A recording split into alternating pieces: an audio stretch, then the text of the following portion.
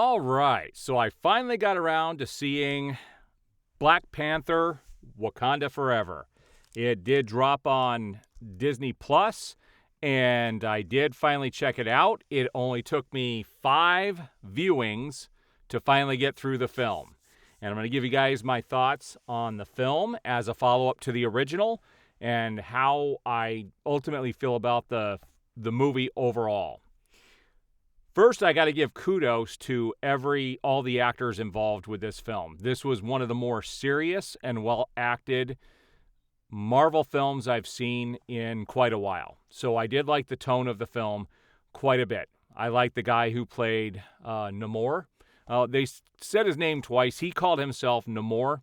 Everybody else said Namor. And Namor is the way Namor. That's kind of the way I always thought his name was, but he called himself Namor, and so we had it being said both ways in the film.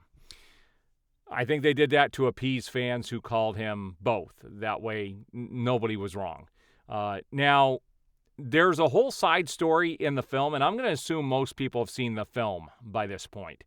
The whole thing with Ironheart was ridiculous. It completely was unnecessary in the movie. A girl who can create devices at 3 years old, okay, ridiculous. The rose for the cornrows, in her helmet, the indentation for that in the suit at the end, ridiculous.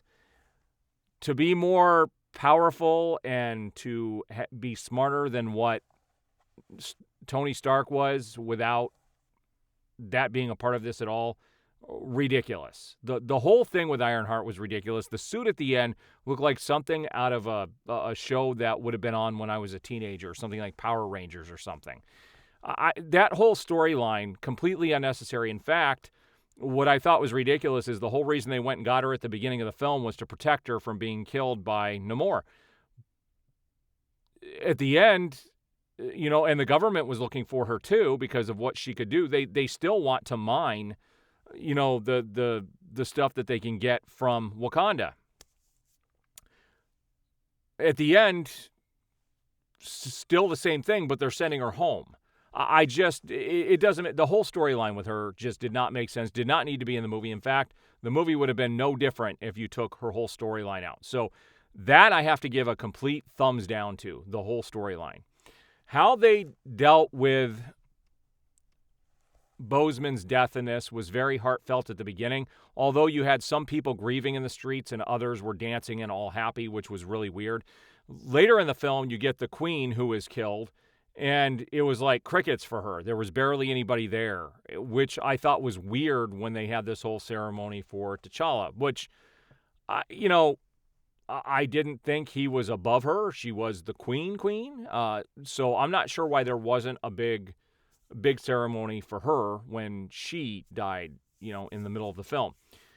The motivations of everybody here was very weird. The queen knew what was going to happen if she tried to rescue her daughter, yet she did it anyway, and Namor kept his promise. I thought that was just a little weird that she would even risk, all of this happening when she knew that her daughter was alive and safe down there. That whole thing seemed really off. The motivations of everybody, this felt very forced.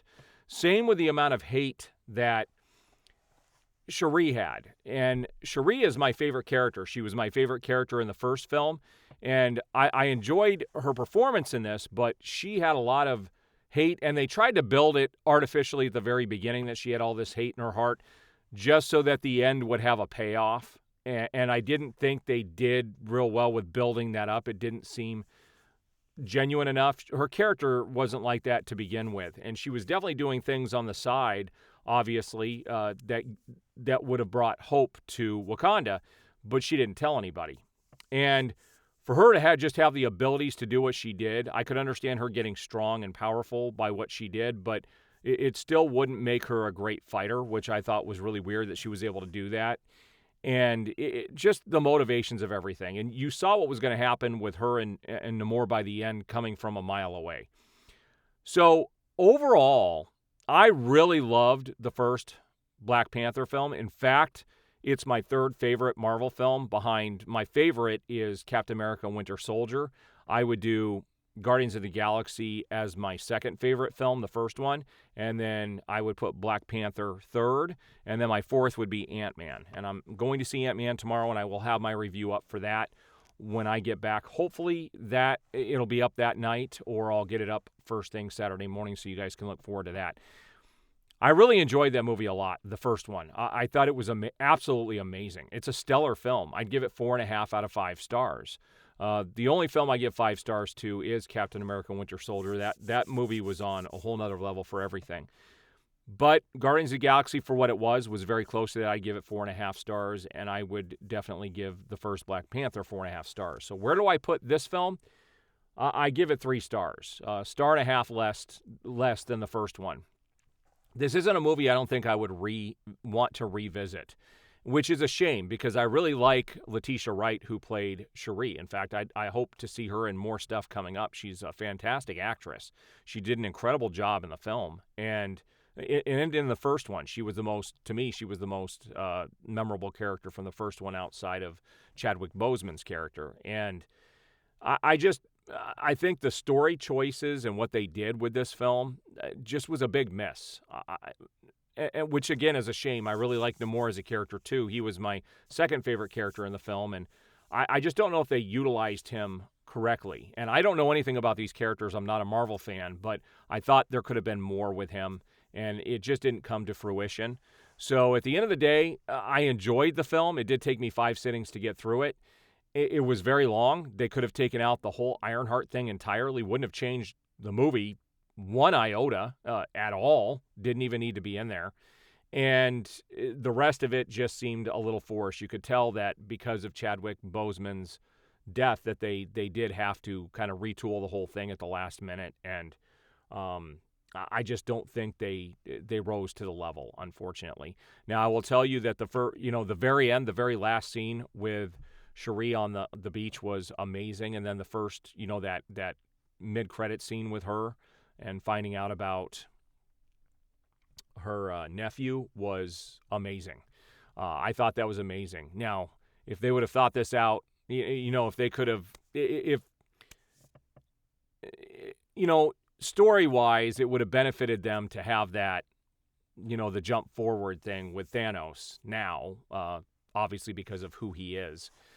But that obviously they couldn't have predicted that something like this would have happened back then, unfortunately. At the end of the day, like I said, I enjoyed the movie, but I don't think I would sit through it again. It's one of my least favorite Marvel films, but it was a good attempt. I mean, it's a decent sequel, but I don't think it was near as good as everyone made it out to be, especially story-wise. But again, stellar performances by everybody. That's the one thing that stood out in this. You could tell that everybody put their heart and soul into the characters that were in the film. It's just the story did not rise to the level of the acting, unfortunately.